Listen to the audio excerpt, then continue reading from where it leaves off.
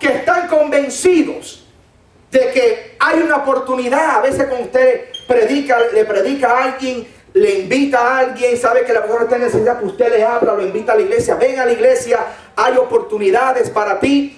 La persona viene con expectativa de un cambio, de un encuentro, pero a veces no de una conversión y un compromiso con Dios. Santo Dios. Entonces tenemos que entender que lo primordial en todo esto es la conversión. Cuando las personas estaban siendo ministradas por los apóstoles, en muchas ocasiones preguntaron, ¿qué debo de hacer para ser salvo? Amén, amén. Ellos no le dijeron solamente, cree en Jesucristo y acéptalo. Creer en Jesucristo y convertido al Evangelio de Dios. Amén, amén. Tiene que haber un cambio, una metamorfosis, tiene que haber una conversión, hermano.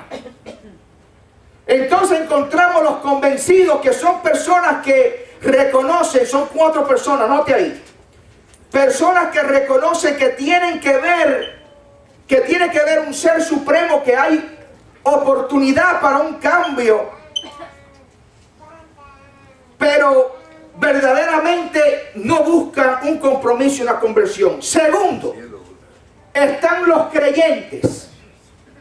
Personas que creen en Jesucristo, pero no dan fruto digno de arrepentimiento, ni se ven ellos un crecimiento espiritual. Muchas veces en estas categorías yo soy muy peculiar, porque a veces normalmente nosotros en el cristianismo le llamamos a las personas que supuestamente son cristianos, son un nombre que tiene que ser respetable, que se tiene que tomar con mucho temor de Dios. A los cristianos se le empezaron a llamar cristianos en Antioquía. Habían 2 iglesias, la iglesia que estaba liderada por Jacobo, el hermano del Señor, Juan y Pedro en Jerusalén, el concilio, la iglesia madre. Pero también a través de Pablo y Bernabé se instituyó la iglesia en Antioquía, la iglesia gentil.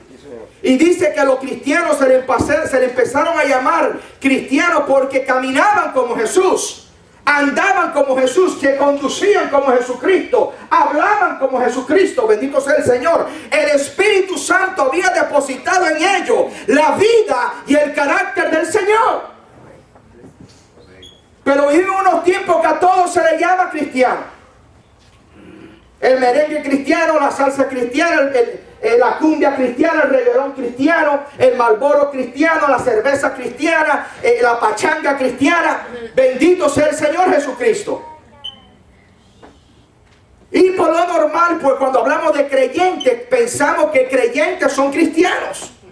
Pero la Biblia me dice que los demonios creen y tiemblan. Y tiemblan. Entonces los creyentes son personas que sí creen en Jesucristo, pero no han dado fruto digno de arrepentimiento, ni se ven ellos un crecimiento espiritual. ¿Cómo nosotros medimos si verdaderamente dicha persona ha tenido un encuentro con el Señor, se ha convertido a Cristo? Por sus frutos. Por eso cuando la persona llega hay que darle un tiempo, hermano. Yo soy del que creo que la persona debe esperar. Si yo llegara a un lugar, sea que venga de otra iglesia con una carta de recomendación del pastor a otra dicha iglesia, y mire, hermano, cuando el hombre de Dios tiene discernimiento de Dios, usted cuando ve a la persona, usted puede discernir si esa persona es de ministerio o no. Ahora, si a mí se me acercara el pastor llegando a una iglesia, estando 2 o 3 días visitando, porque vamos a decir que me mude para Wisconsin, y busco una iglesia Asamblea de Dios y empiezo a congregar allí. Y aunque yo voy con mis credenciales de las Asambleas de Dios como ministro ordenado, y el pastor me dice, a ver, no tenemos aquí ningún pastor asociado, necesitamos hasta diácono, a la obra la llevamos nada más cada 1 año y medio, necesitamos también maestros, escuela dominical, necesitamos líderes. ¿No puedes ayudar? Y que me lo pregunte 1 o 2 semanas de haber estado ahí, le digo, pastor, un momento. Yo acabo de llegar aquí. Déjeme establecerme. Déjeme a conocer la congregación. Amen. Deje que la congregación me conozca a mí. Deme chance para dar fruto en su iglesia. Hallelujah. Yeah. Amén. ¿Cuántos lo creen, hermano? Amen. Eso es lo correcto de una Glory, persona yeah. de ministerio, una persona sabia, una persona que es usada por Dios. Aunque se te pida que ayude, da tú el ejemplo y di, dame el tiempo adecuado para dar mis frutos. Dame la oportunidad que yo pueda dar a conocer de mi persona quién soy yo. Eso sería lo correcto. Amen. Amén.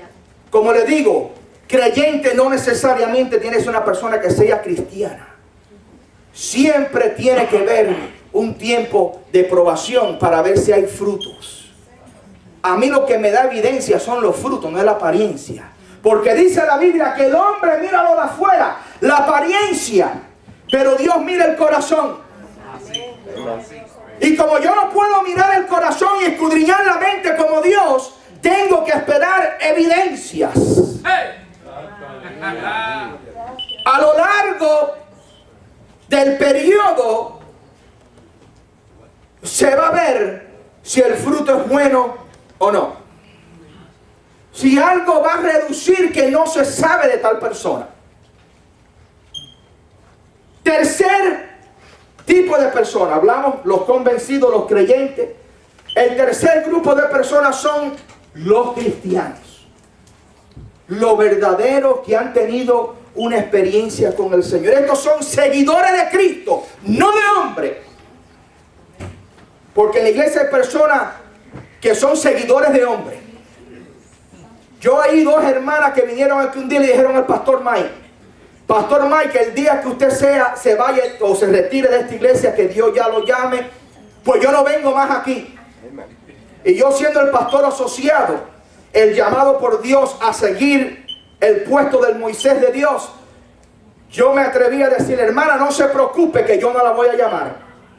Alaba. ¡Alaba! Alaba. Amen. Porque esos son seguidores de hombre. Helping somebody. Eso no está aquí por Dios. Amen. Eso no sirve. Y para yo empezar con algo que no sirve, prefiero no empezar con ese elemento. Amen. Pero a ver, está fuerte. No. Aprieta, aprieta. Esto es pentecostal de rajatabla. Alaba. De hueso colorado. ¿Cuánto alaban al Señor? Hay que poner las cosas en orden, hermano. Preacher.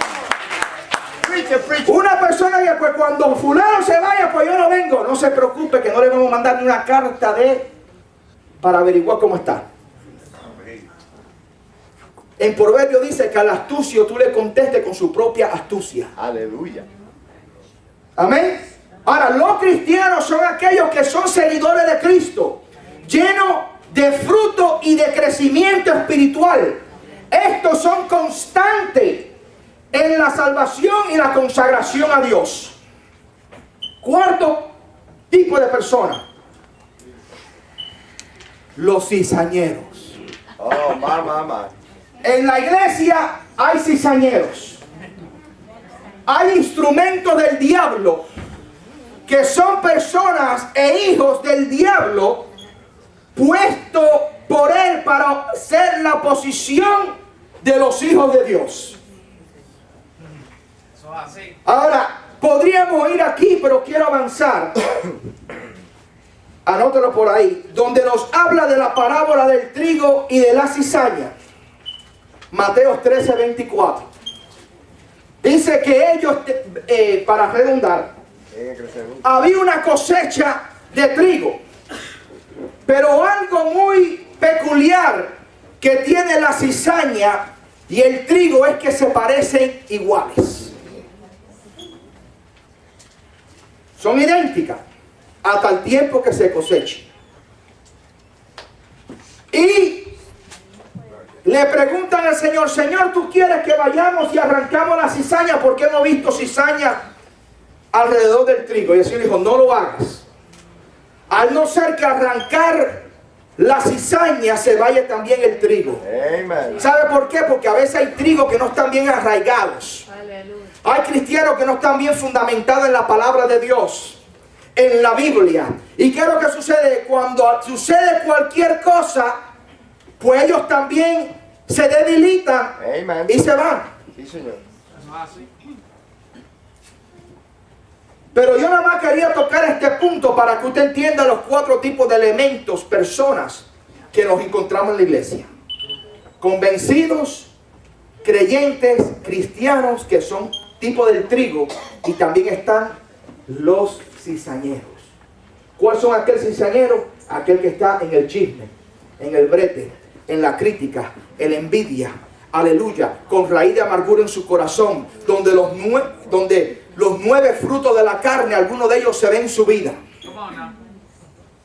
Pero en esta noche, yo quiero que usted me acompañe a través de la conversión de Pablo. Amen. Si cuando apliquemos esto a la conversión de un verdadero cristiano, ha faltado alguna de estas etapas, por eso es que la persona no ha tenido un encuentro con el Señor. Primeramente, el apóstol Pablo no era cualquier persona. Muchas veces nos encontramos en la iglesia con personas que ellos se creen que no son cualquier cosa, que ellos no son normales, que ellos son de otro rango, que a veces el evangelio no puede ni llegar a ellos, because maybe it's not good enough. Pablo era un hombre altivo. Pablo era un hombre soberbio. Yeah, he was. Y por eso dice que a él le enviaron un mensajero de Satanás como un aguijón para que constantemente se mantuviera humilde. ¿Cuál fue ese aguijón? Se cree que fue la enfermedad que él sufrió por mucho tiempo, que fue su vista por la visión que tuvo de Cristo. Muchas epístolas de Pablo, Pablo era el autor, pero no el escritor. La epístola de Romanos, Pablo es el autor, pero el escriba fue Tercio. ¿Por qué? Porque él sufría de la vista. Ahora bien, ¿quién era este hombre Pablo?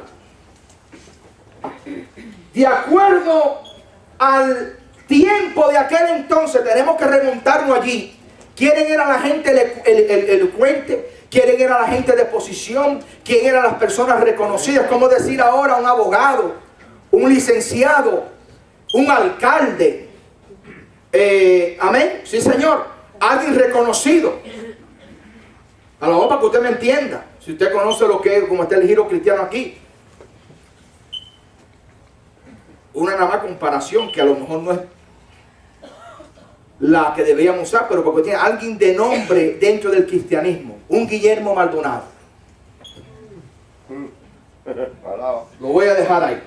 Yeah. Para que usted me entienda que cuando se decía Pablo en aquel entonces en Jerusalén, primeramente preguntaban ¿de qué escuela salió? ¿De Gamaliel o la de Iliel?